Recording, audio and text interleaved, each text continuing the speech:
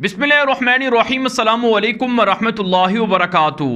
नाज़िकाम, आप देख रहे हैं दुनिया मेरे आगे यूट्यूब चैनल और मैं हूं गुलाम नबी मद्दी। इस वीडियो के अंदर अफ़गानिस्तान की ताज़ा तरीन सूरत हाल, अफ़गानिस्तान से मुताल्लिक नई खबरें, नई अपडेट्स और नई मालूमात आपके सामने रखेंगे। अफ़गानिस्तान के हवाले से आज ताजिकिस्तान के अंदर दोशंबा, जो वहाँ का कैपिटल है, दारुल हुकूमत है, वहाँ पर पड़ोसी ममालिक का एक बड़ा इजलास हुआ है, बड़ी कॉन्फ्रेंस और मीटिंग हो रही है।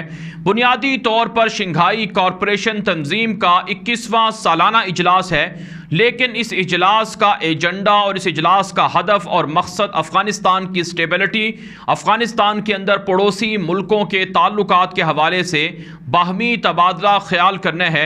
नाज़िकाम, शंघाई कॉरपोरेशन तंजीम के इस इजलास की ख़ास बात यह है कि इस इजलास में बतौर मेहमान खुसूसी पाकिस्तान के वज़ीर आज़म इमरान खान को बुलाया गया है। पाकिस्तान के वज़ीर आज़म इमरान खान आज एक हाई लेवल डेलीगेशन के हमरा ताजिकिस्तान दोशंबा पहुँचे हैं, जहाँ पर वज़ीर आज़म पाकिस्तान से वहाँ पड़ोसी मुल्कों के कई रहनुमाओं ने मुलाकातें की हैं। नाज़िकाम, इत्तला सामने आ रही हैं कि पाकिस्तान के वज़ीर आज़म इमरान खान का शानदार इस्तक़बाल किया गया है और पड़ोसी ममालिक के जो सरबराहान ममलिकत हैं, उन्होंने पाकिस्तान के वज़ीर आज़म को वेलकम किया है। पाकिस्तान और पड़ोसी मुल्कों के बाहमी ताल्लुकात पर तबादला ख्याल हुए है। Kazakhstan, Tajikistan, Uzbekistan, Turkmenistan, Tajikistan, इसके अलावा ईरान और बेलारूस और इसी तरह से रशिया और चाइना के मंदूबीन की भी पाकिस्तान के वज़ीर आज़म और दीगर ऑफिशियल से मुलाकातें हुई हैं। नाज़िकाम, ईरान के सदर इब्राहीम रईसी की पाकिस्तान के प्राइम मिनिस्टर इमरान खान से मुलाकात हुई है। ये पहली मुलाकात है ईरान के नए सदर इब्राहीम रईसी की वज़ीर आज़म पाकिस्तान इमरान खान से, और दोनों रहनुमाओं ने ईरान और पाकिस्तान के बाहमी ताल्लुकात पर तबादला ख्याल किया है। पाकिस्तान की जानिब से पड़ोसी मुल्कों के सरबराहान को अफ़गानिस्तान के हवाले से एतमाद में लिया गया है। पाकिस्तान पहले ही दुनिया को कायल कर रहा है कि अफ़गानिस्तान के अंदर जंग के बाद अमन बहुत बड़ा ख्वाब है, इसके लिए तमाम ममालिक अपने दरवाजे खोलें, अपने सीने खोलें। नाज़िकाम, ईरान के सदर को पाकिस्तान की जानिब से पैगाम दिया गया है। पाकिस्तान के वज़ीर आज़म ने कहा है कि ईरान एक बड़ा पड़ोसी मुल्क है अफ़गानिस्तान का, उसे चाहिए कि स्टेबिलिटी के लिए अफ़गानिस्तान के अंदर वो ताउन करे। पाकिस्तान ने दुनिया से कहा है, पड़ोसी मुल्कों के सरबराहान ममलिकत को कहा है कि वो अफ़गानिस्तान के हवाले से अपने दिलों को खोल दें, अपने दरवाजे खोल दें, तिजारत शुरू करें, अफ़गानिस्तान के हवाले से नई हुकूमत को मौका दें कि वो रफ्ता रफ्ता एतमाद बहाल करें और आलमी बरादरी अफ़गानिस्तान की नई हुकूमत को तस्लीम करे। नाज़िकाम, शंघाई कॉरपोरेशन तंजीम के अंदर अगरचे भारत को भी बुलाया गया था, लेकिन भारत का वज़ीर आज़म नरेंद्र मोदी इस इजलास के अंदर शरीक नहीं हुआ। वो वर्चुअल यानी वीडियो लिंक के जरिए से इजलास से खिताब करेगा। लेकिन दूसरी तरफ से भारत का वज़ीर ख़ारजा जयशंकर पाकिस्तान के रास्ते से ताजिकिस्तान ज़रूर आया है, लेकिन भारत को खित्ते के ममालिक की जानिब से कोई लिफ्ट नहीं करवाई जा रही है। सिर्फ और सिर्फ पाकिस्तान का नाम है। आज पाकिस्तान के वज़ीर ख़ारजा जो शाह महमूद कुरैशी हैं, उनसे रूसी वज़ीर ख़ारजा सरगई लारोव की मुलाकात भी हुई है। पाकिस्तान और रशिया ने भी तबादला ख्याल किया है अफ़गानिस्तान के हवाले से। पाकिस्तान ने रूस को कहा है कि अफ़गानिस्तान के अंदर रूस अगर ताउन नहीं करेगा तो फिर अफ़गानिस्तान के अंदर स्टेबिलिटी और अमन का मसला दरपेश रहेगा, लिहाजा रूस भी तालिबान को तस्लीम करे। इसी तरह से पाकिस्तान के वज़ीर ख़ारजा शाह महमूद कुरैशी की चीनी वज़ीर ख़ारजा वांग ज़ी से भी मुलाकात हुई है। चीनी सदर शी जिनपिंग भी वीडियो लिंक के ज़रिए से कल खिताब करेंगे। लेकिन इस इजलास की जो ख़ास बात थी वो पाकिस्तान के वज़ीर आज़म का इजलास के अंदर शरीक होना था। बेलारूस के सदर ने पाकिस्तान के वज़ीर आज़म से इस अंदाज से मुलाकात की है, गर्मजोशी से मुसाफा किया है और एक तरह से गले लगा है जैसे पाकिस्तान का वो बहुत देरीना दोस्त हो। बेलारूस, आप जानते हैं, ये रूस का हामी है और यहाँ पर यूरोप और अमेरिका की काफ़ी बदमाशी चलती रही है। लेकिन नाज़िकाम, पाकिस्तान की दुनिया के अंदर अफ़गानिस्तान के अंदर जंग ख़त्म होने के बाद अहमियत बढ़ रही है और ख़ित्ते का पाकिस्तान एक बड़ा मुल्क उभर कर सामने आ रहा है।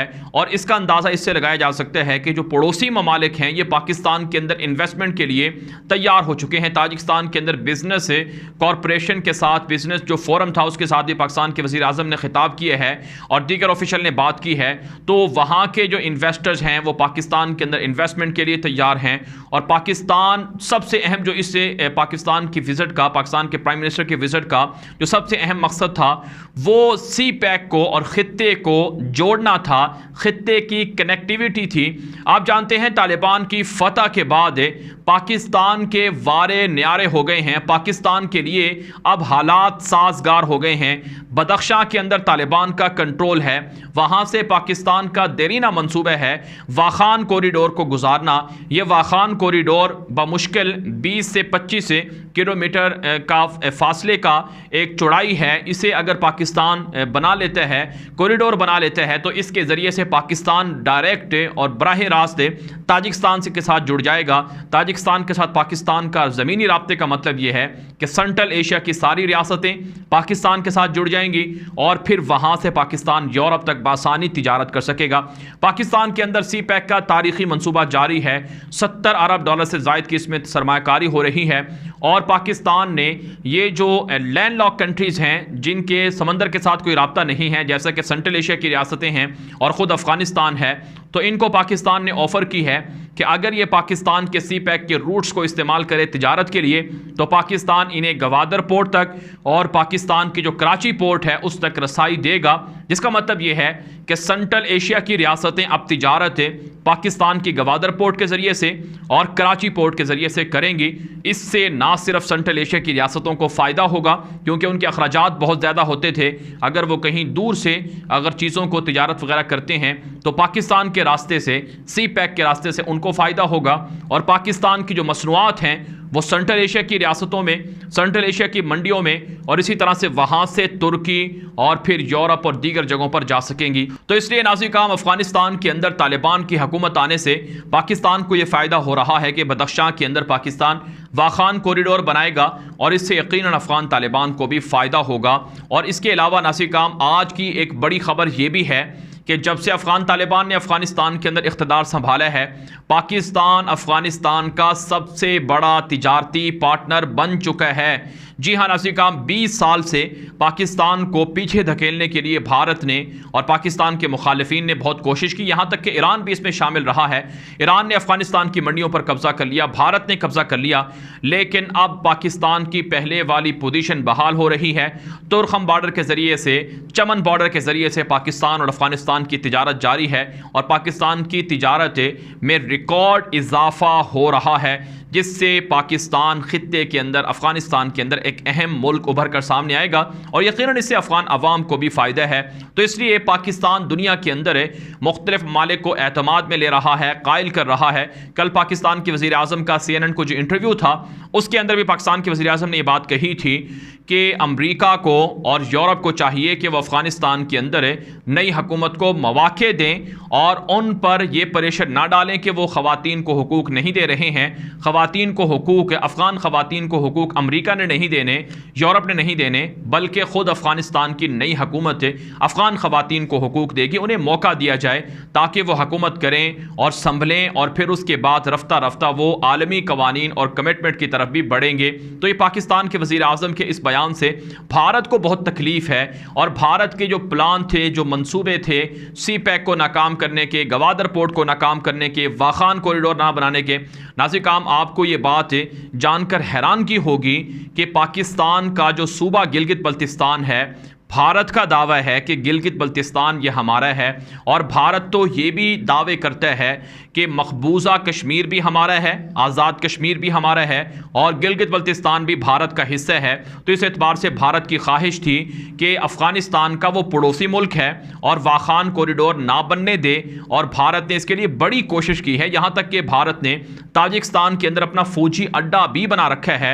और वहाँ पर भारत के पायलट्स मौजूद हैं, भारत के जहाज़ मौजूद हैं, लेकिन भारत की ये सरमायाकारी डूब गई है।